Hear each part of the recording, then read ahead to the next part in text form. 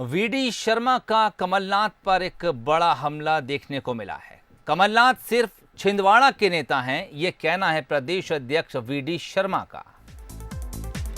उनका यह भी कहना है कि कमलनाथ सिर्फ छिंदवाड़ा और वल्लभ भवन तक ही सीमित रह गए।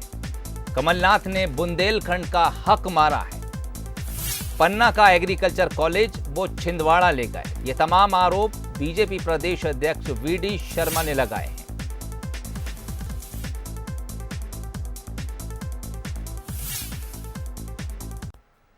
कांग्रेस के पास क्या बचा है, आप मुझे ये बताइए। कांग्रेस की आज की स्थिति क्या है? कांग्रेस में कौन नेता बचा है? कांग्रेस में वही नेता बचे। कमलनाथ जी तो देखो, बुरा मत मानना, और वो बड़े नेता हैं, मैं उनका बड़ा सम्मान करता हूं, लेकिन वो पब्लिक के नेता नहीं हैं। वो मुख्यमंत्री थे तब भी वो केवल वल्लभ भवन या छिंदवाड़ा, इसके अलावा नहीं सोचते थे। और मेरा तो इतना दर्द है कि मैं खजुराहो लोकसभा का सांसद हूं। मेरे पन्ना जिले के अंदर भारतीय जनता पार्टी की सरकार ने एग्रीकल्चर कॉलेज बुंदेलखंड को दिया था, और ये कहा था कि बुंदेलखंड के विकास के लिए, गरीबी के लिए एग्रीकल्चर कॉलेज, यहां पर रिसर्च डेवलप होगा, यहां के किसानों को इसका बड़ा लाभ मिलेगा। ये वही कमलनाथ जी हैं जिन कमलनाथ जी ने उस कॉलेज को वहां से हटा करके छिंदवाड़ा ले गए। 300 करोड़ का बजट। क्यों भैया, क्या बुंदेलखंड में जरूरत नहीं थी? तो एक ऐसा मुख्यमंत्री और ऐसे मिस्टर बंटा ढार, जो केवल एक ही बचे हैं कांग्रेस के अंदर नेता के नाम पर, जिनको आप कहते हैं वो मिस्टर बंटा ढार, जिन्होंने इस मध्य प्रदेश को दुरावस्था के चरम पर पहुंचा दिया था, वो दिग्विजय सिंह जी हैं। अब ऐसे नेताओं की बात आप करेंगे तो मध्य प्रदेश की जनता क्या इनको कोई वजन देगी? तो चलिए, ये वो बयान था वीडी शर्मा का जो उन्होंने कांग्रेस कार्यकाल को लेकर दिया। कमलनाथ पर सीधे तौर पर उन्होंने हमला बोला है। इस खबर पर बातचीत के लिए इस वक्त हमारे साथ बीजेपी की तरफ से डॉक्टर हितेश वाजपेयी और कांग्रेस की तरफ से सैयद जाफर जुड़ गए हैं। डॉक्टर साहब, पहले आपके पास आना चाहूँगा। पूर्ववर्ती कमलनाथ सरकार की बात कहें तो मामला कुछ यूं है कि आए भी वो, गए भी वो, खत्म, फसाना हो गया। फिर बीजेपी को इस तरह के बयान की क्या कुछ जरूरत पड़ रही है डॉक्टर साहब? देखिए, जब भी चुनावी चर्चा होगी या राजनीतिक घटनाक्रमों की चर्चा होगी तो 15 महीने के कार्यकाल की कमलनाथ जी की चर्चा तो होगी, ये बात तो सच है।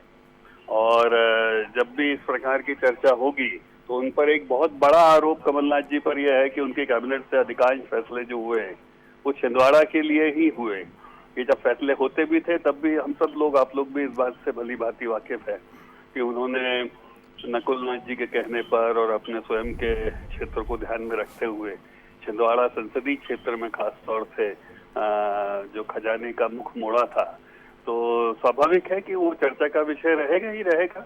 और इस प्रश्न का सामना उनको लगातार करते रहना पड़ेगा, क्योंकि ये बात सच है कि चाहे बुंदेलखंड हो, मालवा हो या और अन्य दीगर क्षेत्र हों, ना उन्होंने बहुत ज्यादा उस तरफ प्रवास किया और ना ही वहां कोई इन्वेस्टमेंट करने की कोशिश की।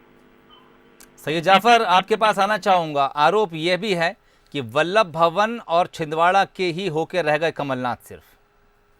सबसे पहले तो मैं वीडी शर्मा जी का धन्यवाद प्रकट करूंगा, जो उन्होंने इस बात को स्वीकार किया कि छिंदवाड़ा का विकास हुआ है और छिंदवाड़ा के वल्लभ भवन से छिंदवाड़ा की फाइलें चला करती थी, क्योंकि उनके यहाँ के जो छिंदवाड़ा के छोटे मोटे नेता हैं जो अपने आप को बड़ा बनने की कोशिश करते हैं, वो लगातार मुख्यमंत्री जी पर आरोप लगाते हैं कि छिंदवाड़ा में विकास नहीं हुआ। तो सबसे बड़ी चिंता का विषय तो ये है कि भाजपा के प्रदेश के और जिले के नेताओं के विचारों में ही बड़ी भिन्नता है। जहां एक और कहते हैं कि छिंदवाड़ा में विकास हुआ, एक और कहते हैं कि वल्लभ भवन से फाइलें छिंदवाड़ा के लिए चलती हैं, एक और कहते हैं कि 15 महीने में सबसे ज्यादा राशि छिंदवाड़ा को दी गई है, और वहीं जब छिंदवाड़ा में जनता के बीच में होते तो जनता को गुमराह करते हैं। मुझे लगता है इसमें सीधा सीधा सा सवाल यह है कि मुख्यमंत्री कमलनाथ जी का 40 साल का अपना एक पारिवारिक रिश्ता छिंदवाड़ा को लेकर है, और लगातार उन्होंने छिंदवाड़ा के विकास में हमेशा अग्रणी रही है और काम किया है। और जहां तक वो प्रदेश की बात हितेश जी कह रहे थे, तो शायद हितेश जी ये भूल रहे हैं कि ये वही कमलनाथ जी की सरकार है जिसने 27 लाख किसानों का कर्जा माफ किया, जो कि छिंदवाड़ा से बाहर के जिलों में भी हुआ। जो 100 रुपए की बिजली के बिल आ रहे हैं वो छिंदवाड़ा के बाहर पूरे प्रदेश में आ रहे हैं। 51,000 रुपए बिटिया की शादी में पूरे प्रदेश के लोगों को मिल रहे हैं। तो कुल मिलाकर पेंशन जो कि 300 रुपए थी बीजेपी की सरकार में, वो हमने 600 रुपए किया, वो पूरे प्रदेश को मिल रहे हैं। तो ऐसा नहीं है कि बहुत बहुत सारी योजनाएं प्रदेश के लिए रही हैं।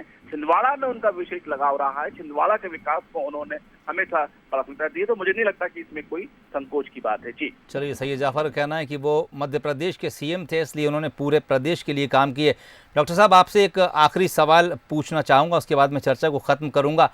किसान कर्ज माफ़ी का जो मुद्दा है उसको लेकर लगातार हम देख रहे हैं कि आरोप प्रत्यारोप और जवाब का जो सिलसिला है वो थमने का नाम नहीं ले रहा। बीजेपी का कहना है कि किसानों के कर्ज माफ़ नहीं हुए, कांग्रेस कहती है कि हमने किसानों के कर्ज माफ़ किए। सरकार में आप हैं, अगर पिछली सरकार ने तमाम कर्ज माफ़ किए हैं तो तमाम जो आंकड़े हैं वो सरकारी दस्तावेज़ों में भी ज़रूर लिखे होंगे। क्या उन तमाम सरकारी दस्तावेज़ों की पड़ताल करके ही बीजेपी ये आरोप लगाती है डॉक्टर साहब कि किसानों का कर्ज माफ़ नहीं हुआ? देखिए खान साहब, अव्वल तो आपको बधाई हो बंसल न्यूज को, क्योंकि छिंदवाड़ा से ही आ रहे जो छिंदवाड़ा के कमलनाथ जी के नाक के बाल कहे जाते हैं, ऐसे प्रवक्ता आपके साथ है और उन्होंने स्वीकार कर लिया कि छिंदवाड़ा से उनका विशेष लगाव रहा और सारी योजनाएं और सारा पैसा उन्होंने वहां के लिए ही खर्च किया है। तो आपकी चर्चा फलीभूत हुई और वी डी शर्मा जी के जो आरोप थे वो उनने खुद ही स्वीकार कर लिए कि हाँ ये बात रही है। अब रहा सवाल आपका, जो आपने किसानों के संदर्भ में कहा, देखिए इसकी समीक्षा कई बार हो चुकी है खान साहब जी। और जो बात इन्होंने कही थी आपको भी ध्यान होगा, 1, 2, 3, 4, 5, 10 और 2 लाख तक का कर्जा माफ, ये कहा था सभी किसानों का।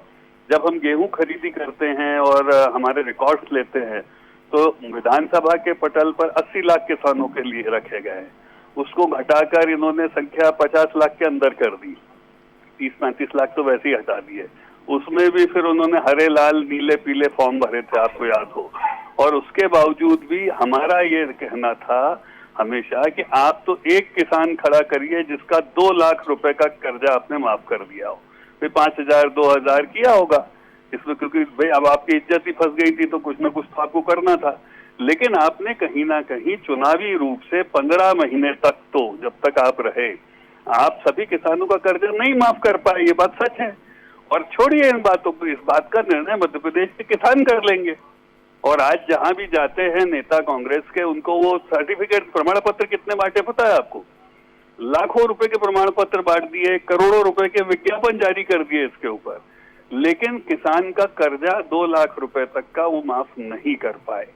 और यही कारण है कि ये विषय अब एक हास्यास्पद विषय कांग्रेस के लिए बन गया है, जिसका सामना हर विधानसभा चुनाव में करना पड़ेगा और किसान करेगा। चलिए, यकीनन डॉक्टर साहब, अब ये वो मुद्दा होगा जो अब आगामी उपचुनाव में नजर आएगा। कांग्रेस को अगर इसमें जवाब देना है तो उसको भी दस्तावेज दिखाने होंगे, और अगर बीजेपी आरोप लगा रही है तो उसको भी ये साबित करना होगा कि किसानों का कर्ज माफ नहीं हुआ है। बहरहाल डॉक्टर हितेश वाजपेयी और सैयद जाफर, आप दोनों का बहुत बहुत शुक्रिया। वी डी शर्मा का बयान सामने आया जिसमें उन्होंने आरोप लगाया कि कमलनाथ सिर्फ मंत्रालय और छिंदवाड़ा के बीच ही सीमित रह गए। जो कुछ फाइलें मंत्रालय से चलीं वो छिंदवाड़ा के लिए चलीं और छिंदवाड़ा का ही विकास हो सका, बाकी मध्य प्रदेश से उन्हें किसी तरह का कोई लगाव नहीं था।